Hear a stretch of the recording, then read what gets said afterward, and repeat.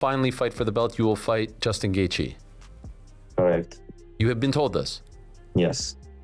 Is it in writing or is it just verbally? No, just saying. That's enough for me too. From Hunter Campbell? Yes. You believe him?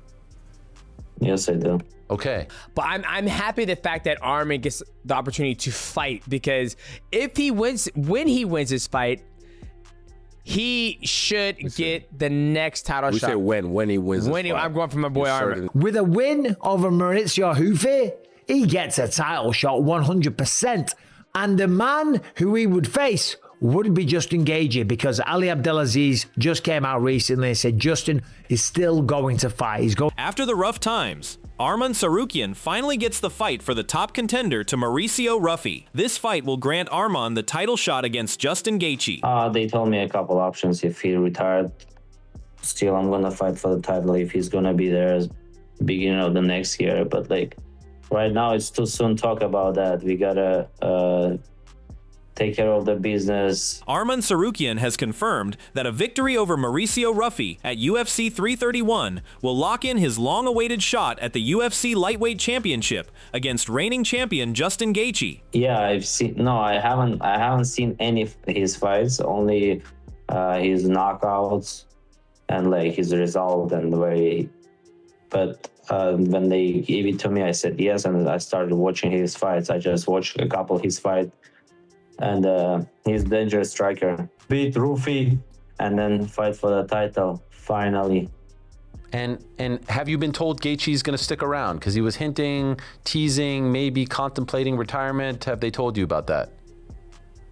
They told me a couple options. If he retired, still I'm going to fight for the title. If he's going to be there beginning of the next year. But like, looking closely at how this matchup might play out, Michael Bisping suggests that Arman Tsarukyan will likely rely on his wrestling to control Mauricio Ruffy, drawing a direct comparison to how Benoit Saint-Denis approached him in their previous matchup. If Benoit Saint-Denis can ragdoll Mauricio Ruffy all around the place, then you better bet your bottom dollar that Arman Tsarukyan can. With a win over Mauricio Ruffy, he gets a title shot 100%.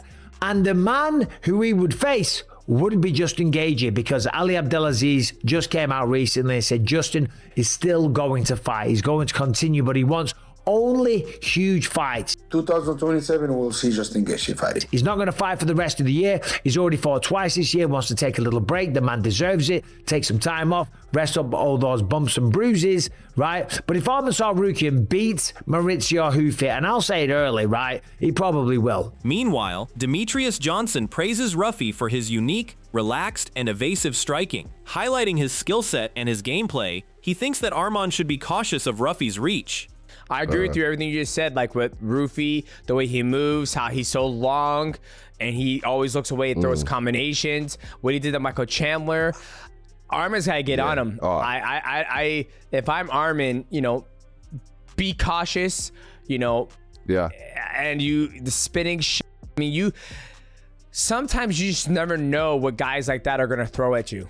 Right? You don't know if he's going to do a spinning back kick, spinning elbow, upward elbow. Yeah. You just never know. But I'm happy the fact that Arman gets the opportunity to fight, because if he wins, when he wins his fight, he should get the next title shot. We say when he wins. I'm going for my boy Arman. When he wins a fight, I'm going for my boy Ruffy. Okay. Additionally, Demetrius Johnson suggests that Arman Tsarukyan should look to capitalize on any overextended spinning attacks, such as a spinning back elbow or kick, once they miss their mark. You know, you can't hit me. You don't know the threat until you're ready. Exactly. And then once he throws a spinning back elbow or a spinning kick and it misses, I'm on you like white on rice. I'm not letting you go. I'm gonna just like what BSD did to Ruffy, right? He was able to weather the storm, get across the void, and get on him and just wear on him. And I think Arman has that in his arsenal. So that's what I would do. I would just copy what BSD did. Like, we're going to do this, but 10 times better. Weighing in on the stakes involved, Daniel Cormier believes that Mauricio Ruffy is a dangerous opponent for Arman Tsarukyan, but his name value is not as much as that of Charles Oliveira. DC said, he's fighting against Mauricio Ruffy. That's a dangerous fight with not as much upside, because Ruffy, while he is good, and while he did have that great win at the White House, he doesn't have the name value as Charles Oliveira. And Huffy versus Arman is crazy, and if Arman can win, this will definitely guarantee him a championship opportunity. Echoing similar thoughts on the championship picture, Chael Sonnen believes that Arman versus Ruffy is the best contender match, and if Justin won't fight the winner of this match,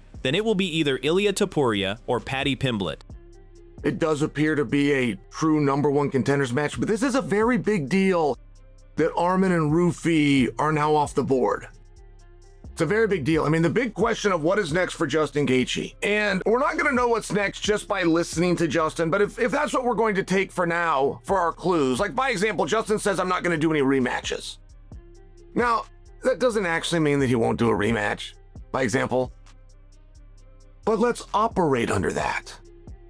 If he's not going to do a rematch, Ruffy was a legitimate possibility. Tsarukyan, very clear #1 contender. For his part, Arman is also focused on UFC 331 and believes that he has the bigger arsenal as compared to Mauricio Ruffy, and this gives him advantage in their fight. I mean, he can think whatever he wants. He's gonna do his job, I'm gonna do my job, but I can knock out and I can wrestle and I can choke, but he has only one weapon, knocked out, so I have more weapons.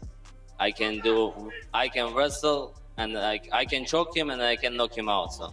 On the other side, Mauricio Ruffy maintains a singular focus on finishing the fight, declaring that he goes into the octagon specifically to knock people. Cara, eu não sou cara de falar muito. Fala, rapaziada, tô muito feliz de estar aqui com vocês.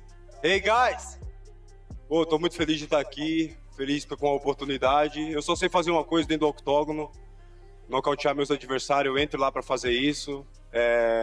Nem quando venço uma luta por decisão, eu durmo direito, chego em casa. Eu sou um cara que eu amo fazer o que eu faço e vou estar sempre buscando o nocaute.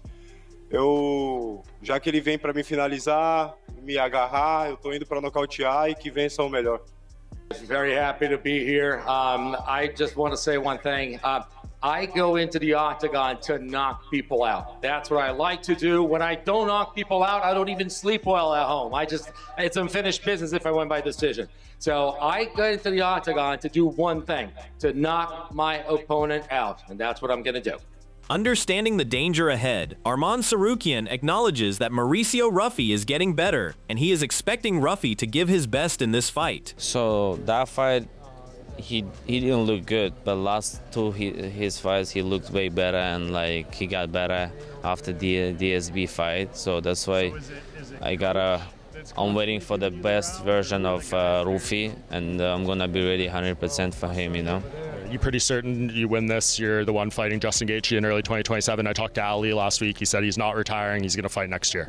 That's good. So if I win, when I win Ruffy, next is Justin Gaethje. If not, yeah, what's that relationship? It's somebody else. Reciprocating the respect, Mauricio Ruffy emphasized that he respects Arman Tsarukyan's confidence, but remains fully committed to his own goal and looks forward to a good fight. Não sou o tipo de lutador que deixa a luta na mão do juiz, então eu vou lá para nocautear. Não estou garantindo que eu vá nocautear, mas vou buscar isso o tempo todo. I don't like to I don't want to talk too much. I don't want to underestimate the guy. But I get into that octagon aiming for a knockout. That's what I'm going to look for. There's no deal for me. There's no agreement on this. I get into the octagon for that. And that's what I want to do. That's what I get into the octagon. That's what I train for. And I'm going to be looking for the knockout the entire fight. Evaluating Ruffy's elite striking talent, Israel Adesanya expressed his admiration for Mauricio Ruffy and his playstyle. Israel describes Ruffy as one of the cleanest strikers in the division. The way, like, he's so relaxed. Yes. He's got that style, like his arms are just, you know, like Ruffy. Sorry, Luffy from One Piece. But he's got the ball and chain style, I call it. Whereas his arms are like chains and then just cannonballs at the end of them. The way he whips it. And his evasiveness, the way he looks away from shots. Mixed martial arts. This is artistry, and I'm a big fan of his art. So, yeah. But also, Arman, Yeah. Well, honestly, I think he's a dangerous guy. He's a dangerous guy. However, Adesanya points out that while Arman is a wrestler, he possesses dangerous striking capabilities, suggesting Arman should look to close the distance quickly to nullify Ruffy's range. But you forget how good his striking is. Yeah. Because I think the last time he fought, he threw an axe kick. He said and I remember thinking, like, when the that was an axe kick. Let me ask you something. Yeah. Like, he threw an axe kick, and I was like, when did he? Because he gets up there as well with the hammer down. So yeah, that's an exciting fight. What do you think? I love it. ASAP. Yeah. As soon as possible. And I'm sure you guys will. You figure that out. No, I can't. Yeah, This high-profile dynamic hasn't gone unnoticed by other stars. Sean O'Malley highlighted the upcoming lightweight clash between Arman Tsarukyan and Mauricio Ruffy, framing it as a high-stakes, extremely dangerous fight for both men. Dude, this is an interesting fight. Ruffy throws power shots, big shots, boom, boom. He did get out grappled against Benoit, and that is Arman. Arman's gonna maybe come out there, try to take him down, but he's gonna be running into some serious danger because Ruffy doesn't come out there and throw a bunch of combinations, let you get under his legs. He bounces around and throws big, hard shots that he knows he's gonna land, or at least he thinks he's gonna land. He's not gonna go out there and waste punches.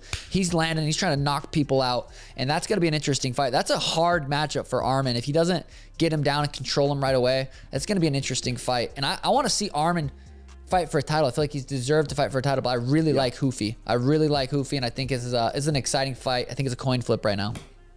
Sharing a breakdown from a fighter's perspective, Jorge Masvidal thinks that Arman versus Mauricio is going to be an interesting match with Arman believed to be having an upper hand. I mean, Ruffy got run over by BSD, and it's like, if BSD is running you over, who's not a bad fighter, but I don't think he's Arman, probably is going to go bad. So there's a question of, like, is this too much too soon for Ruffy relative to how bad he was against BSD? I understand that. On the other hand, like, they got to do something with Arman, and if the Charles fight wasn't available for one reason or another, they had to give him somebody. They've reportedly told him, according to Ariel Helwani, that if he wins this, he'll get a title shot, which I think is the right call. Ruffy's building up some momentum, and it's worthy of saying as much. I mean, he was on that White House card for a reason. I think people really like the way that he fights.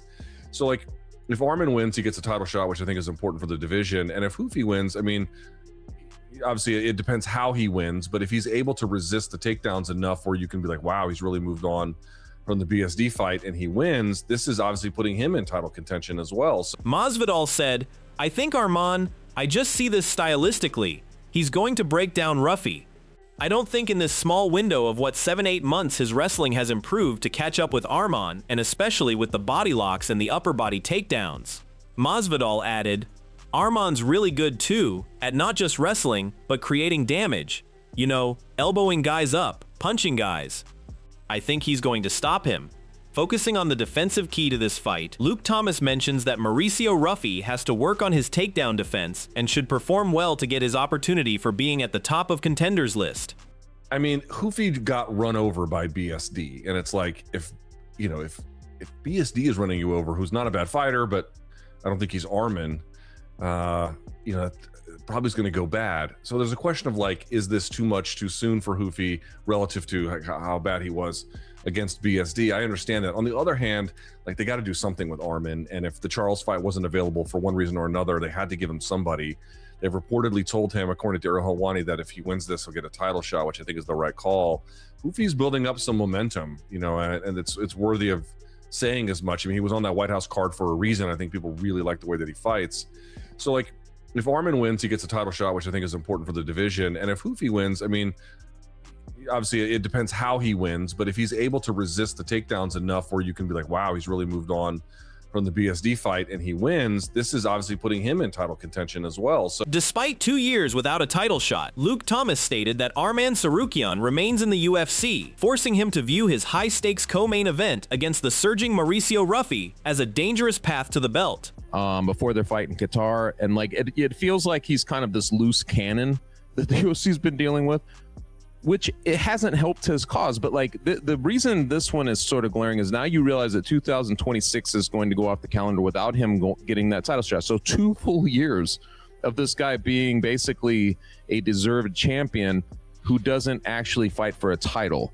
And I think that the reason, I mean, I love this fight, man. I think it's fun. Like, you look at it, you know, Ruffy coming up, he's a guy who's super hungry, been dying to get into this kind of catapult situation where he can just kind of take that pole position for the contender.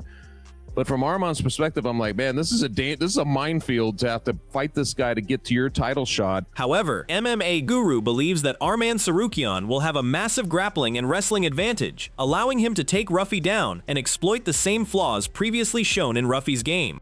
And you would think that Arman Tsarukyan is going to be able to exploit that same flaw by taking down Mauricio Ruffy and landing shots on top. And then I'm expecting an arm triangle submission for Arman Tsarukyan here. That's what I reckon is going to happen. Maybe he gets a TKO to make a statement, but I do think he's going to have a massive advantage in the grappling. Adding to that confidence, Mike Heck shares his strong confidence in Arman Tsarukyan, stating that he would pick him to beat anyone he fights, and he thinks that Arman will get a title shot after this fight. I'm just gonna put this out there. Anybody who's followed my coverage knows that I would pick Arman Tsarukyan to beat literally anybody he ever fights. Of course. He's been my dude from Jump Street. He is gonna absolutely run roughshod over poor Mauricio Ruffy. Like, this fight is not even going to be competitive for a moment. Arman's just gonna run his ass over. So, like, to me, I'm just like, okay, Arman pretty much, unless he slips on a banana peel and gets caught, he is going to fight for the lightweight title next. Looking beyond this matchup, Arman made it clear that he is focused on securing a title fight and later fighting future champions like Ilia Topuria or Paddy Pimblett. I need a title fight. I need a title fight and become a champion, and I'll be the biggest star in UFC. And if you win the title, who do you want more, Ilia or Paddy Pimblett? Both of them same night. Easy, man, easy. But it's a nightmare for somebody. Moving on, Arman also shares his reviews on Islam versus Ian fight at UFC 330, insisting Islam's control clearly won the fight. Islam looked better than him, you know? You thought so? I thought it was 2-2 going into the fifth. No, only one round Gary won. It was second or third? Third round, but I thought in the fourth round, Islam was kind of threatening to take down, but Ian was hitting him with shots. He was doing damage. Islam wasn't really doing anything. Yeah, but control. I think damage supersedes control. I don't know, maybe. But for me, it's 4-1. When discussing Islam's potential in higher weight classes, Arman Tsarukyan doubts anyone can beat Islam Makhachev, even up at welterweight, against larger opponents. Do you think Islam's going to have problems with some of these bigger welterweights, Morales, Praches, Shavkat? Do you think the welterweight, landscape is just too big for him? Morales, maybe, yes. But still, I don't know right now who can beat Islam. Yeah, only maybe prime Usman. But he's gone. He's in 84 kg. Right. Do you think he beats Carlos Praches? Yes. Morales? I gotta watch Morales fights. I've seen a couple, so I gotta watch all of them. Confirming this mindset from Islam's team, Javier Mendez emphasizes that as the pound-for-pound #1, Islam Makhachev fears no one and is ready to fight whoever the UFC selects next, whether it's Carlos Prates, Michael Morales, or Shavkat Rakhmonov. Great, set it up and bring on the next one. We're expected to fight the best ones available, so if it's Prates, great. If it's Morales, great. If it's Shavkat, great. Bring them. I don't care. Islam is not going to care who he fights. Well, look, if we are pound for pound #1 and we claim that, and which we do, we shouldn't be afraid of anybody, and Islam's not. So I don't think he cares who's next. If it's the #1 guy the UFC picks, that's who we fight. So it's you come, let's see what you can do. We'll prepare for you too, just like everybody else. And we have to respect every one of these fighters. Breaking down those options further, Javier Mendez expresses the respect for Carlos Prates' skills, but he thinks the most deserving in the welterweight division right now is Shavkat Rakhmonov. Carlos Prates is an incredible fighter. But remember, Carlos Prates fought with Ian Gary, and how did that go? Just because his last fight was fantastic against which Mo, JDM, right? Yeah, JDM. Sorry, yes, JDM. Yeah. Doesn't mean it's going to be Islam. It's a different fighter. Carlos Prates is a character. I like what he does. I like what he brings to the table. And if the UFC wants that to be our next opponent, I'm happy about it. But if it's Morales, I'm happy about that. And if it happens to be Shavkat, who's probably the most deserving out of all of them due to the injury, then I'm happy about that too. Taking a different angle on the contender picture, Israel Adesanya highlighted Carlos Prates and Michael Morales as potential next opponents for Islam Makhachev, noting Morales' win streak gives him the stronger case. Morales. Yeah, Carlos, or it's going to be Morales. And I'm not sure which one. I mean, he's probably going to take some time off for that, but it sounds like you're liking the Morales one. Nah, I actually like the Carlos one better because, yeah, I think just stylistically and just the hype of it, but you cannot deny Morales' win streak. Like his win streak compared to Prates' win streak. So, yeah, I think they're going to go with Morales, but unless something, and also he stepped in to wait as a backup for this fight. So, yeah, it makes sense. But, yeah, the UFC is going to do what the UFC does and what makes sense to them. If it makes sense, it makes sense. So, yeah. Analyzing that specific matchup, Michael Chiesa believes that Carlos Prates and Michael Morales are the leading candidates to face Islam Makhachev. While Prates has a big win over Della Maddalena, Morales serving as the UFC 330 backup gives him a strong claim to the next title shot. Here's the thing, though. Michael Morales weighed in as the backup. That has to be rewarded, you know, and we got to give Michael Morales his flowers. He's huge. Pardon my language. The guy is massive. Like, then why didn't he weigh in as the backup? Because for Michael Morales' efforts, like, he should get something, you know, and yeah, there's a lot of people that could say, well, you know, like, Prates just took out, you know, a former champion in JDM. You know, and Morales' last win, Sean Brady, a guy that's, you know, been knocking on the door of title contention for a while. Prates has the stronger resume, but like I said, I just feel like when you weigh in as the backup, you should almost have like an expectation that like you should be next, but things don't always shake out that way. I think this is what Summarizing the division's top choices, Luke Thomas believes that both Carlos Prates and Michael Morales are the suitable fighters for Islam Makhachev, and both fighters have different strengths. So who do we think is next? Do we think Prates is next? Do we think Morales is next? I think honestly Morales might be next, but who knows if they give him Prates. Who would you rather see? Now, me personally, I'd take either. I'd rather see him fight Morales. I think Morales as a physical beast, green, but a physical beast, presents an interesting kind of challenge for Islam. How do you deal with a guy who might be defensively stout and just a tank at 170? And I think Prates is like deceptively strong, but the grappling differential, right? The chance is granted. Can Arman Tsarukyan capitalize this chance? Comment below your opinion on this fight. Don't forget to like, share, and subscribe.